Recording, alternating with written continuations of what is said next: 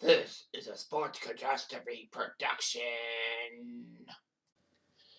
Hey there, Heather, ho there. It's Jeff Cutter Diamond welcoming you to another Sports Catastrophe on this day. And on this day, January the 8th, in the year 2000, the Tennessee Titans and the Buffalo Bills were playing the first postseason game in the 21st century. And basically, it was a wildcard game that, in every sense of the word, had the word wild. So, it's January 8, 2000, the first game of the 2000 playoffs. In fact, the NFL actually changed things up and made January 1st a bye week.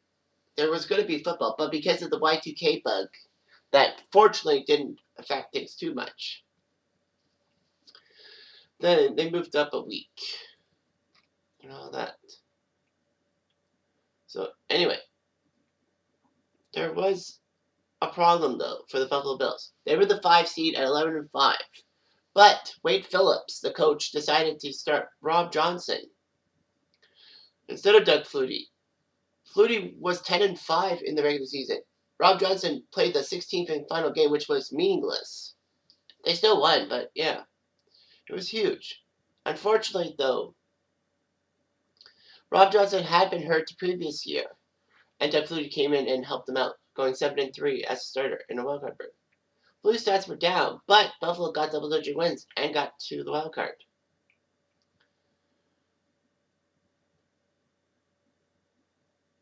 So Buffalo knew that they were the 5 seed, and Rob Johnson helped the Bills beat the Colts 31-6.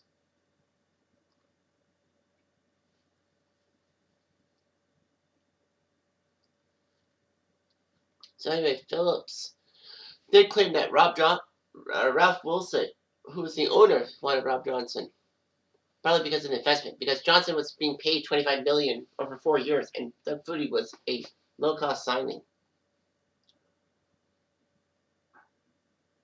It was kind of weird. A lot of people said that it was a terrible move.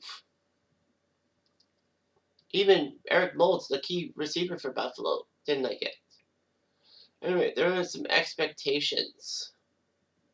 The Bills had the number 1 defense, and they would take on the Titans, who are 13-3. You'd be thinking, 13-3, and they're hosting a wildcard game, much less being in a wildcard game? How?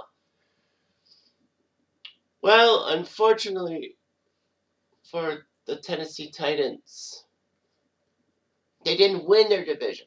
Now, the 3 division winners, remember, there were 6 divisions in the NFL that year.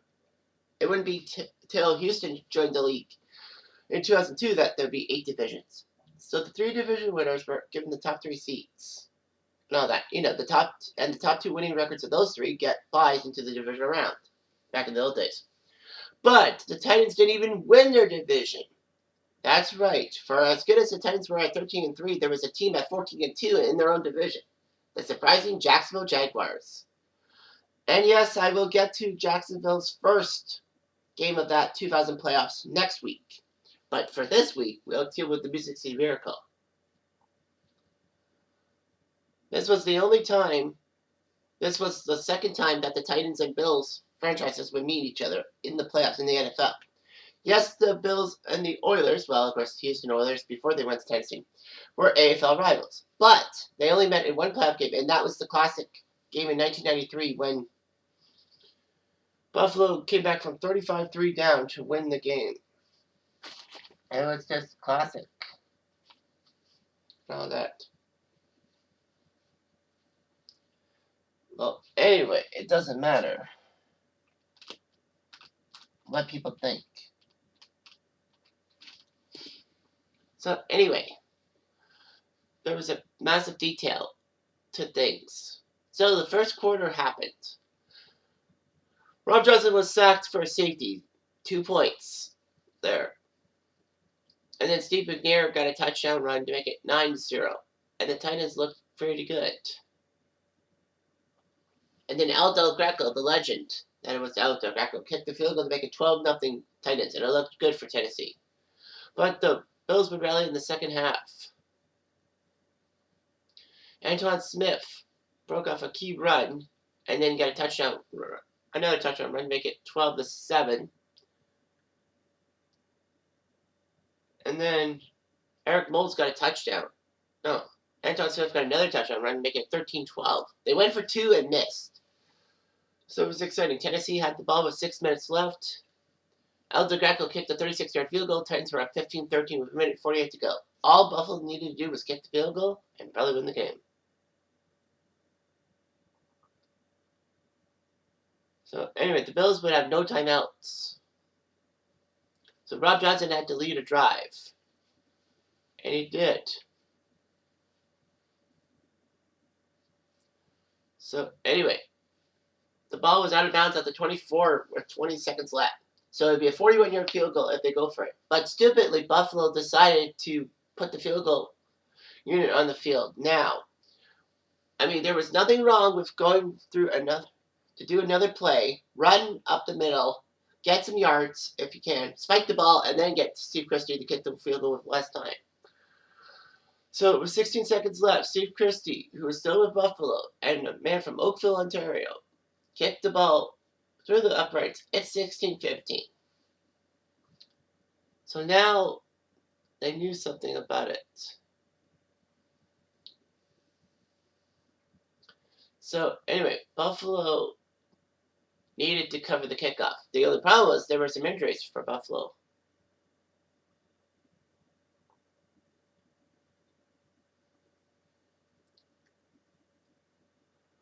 Yeah.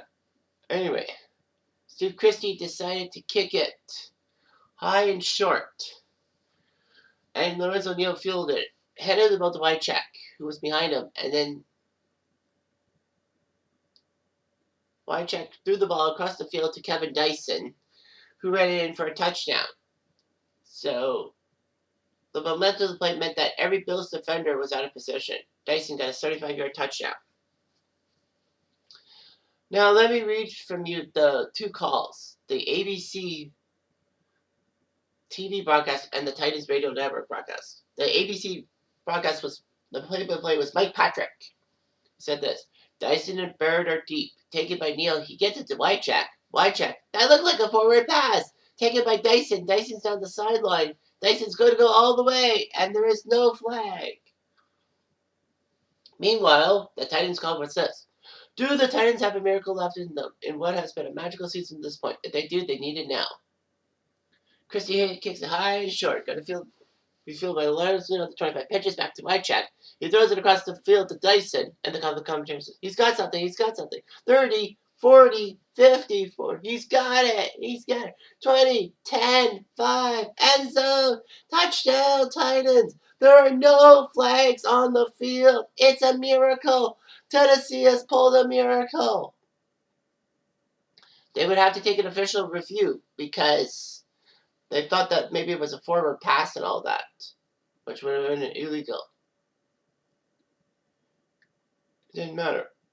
But Phil Luckett, who was the referee, who unfortunately was a controversial figure for what he did in '98, said it was a touchdown.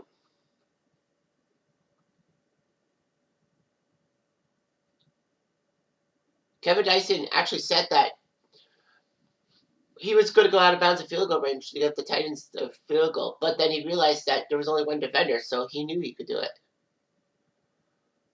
He kept going. Of course, Phil Luckett was known for making some big mistakes in the '98 season, especially the Thanksgiving Day snafu with the Steelers and Lions with the coin flip thing, thinking that Jerome Bettis said heads when in fact he said tails. But Bettis kind of did make a heh sound. It was actually found out that Bettis did hesitate, and Luckett heard the HE sound first. And then, of course, when the Jets played Seattle, Vinny Testaverde allegedly got a touchdown with a quarterback sneak, but then Luckett lost sight and ruled that his helmet was across the line.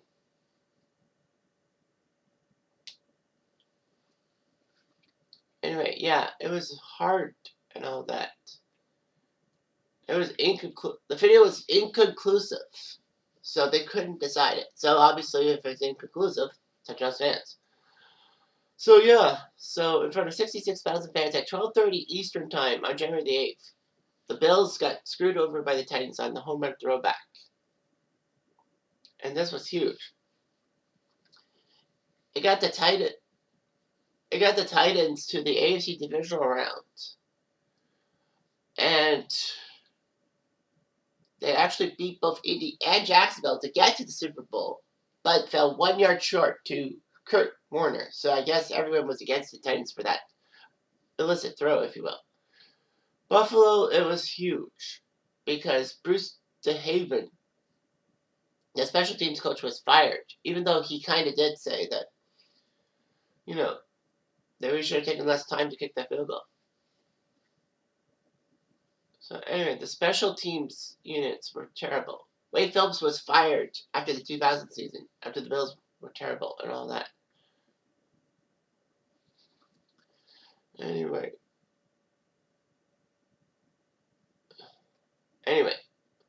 unfortunately for Buffalo, things would be bad for them. The Mississippi Miracle was added to the list of infamous moments going against Buffalo. Wide right, that was the one that Scott Norwood kicked the 48-yard field goal and missed in Super Bowl 25. But to be honest with Norwood, it's like he kicked on grass. He usually doesn't kick on grass in the NFL because Buffalo has a turf field. And 48 yards is not that easy. The no goal for the Buffalo Sabres when Brett Hall scored the triple overtime goal in Game 6 of the 99 finals to give Dallas the cup. And the skate was in the crease. And then that's what happened. Buffalo would have a 17-year playoff drought. Finally snapped in the 2017 season. But it wasn't by Buffalo themselves. It was by a late touchdown from Andy Dalton for the Bengals against the Ravens that knocked Baltimore out of playoff contention. The Bills would not win another playoff game till almost 21 years to the day of the Mississippi Miracle. Many Buffalo Bills members of their Super Bowl runs, Bruce Smith, Furman Thomas, and Andre Reed, would be gone.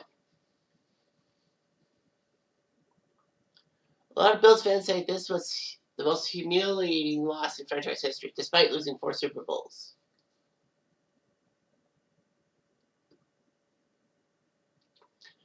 Anyway, it didn't matter.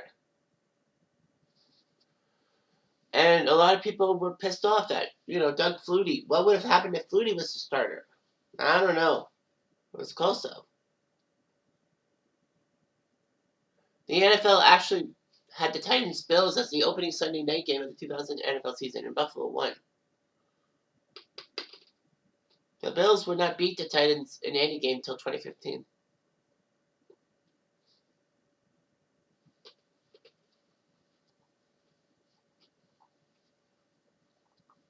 I mean, this was just like, holy crow. Why would you do that? The Mississippi Miracle. Poor Buffalo. I feel for them in a sense, even though I'm a Pats fan. But yeah, it should not have happened that way. And things happen for a reason, I guess. Anyway, I'm Jeff Diamond. I do.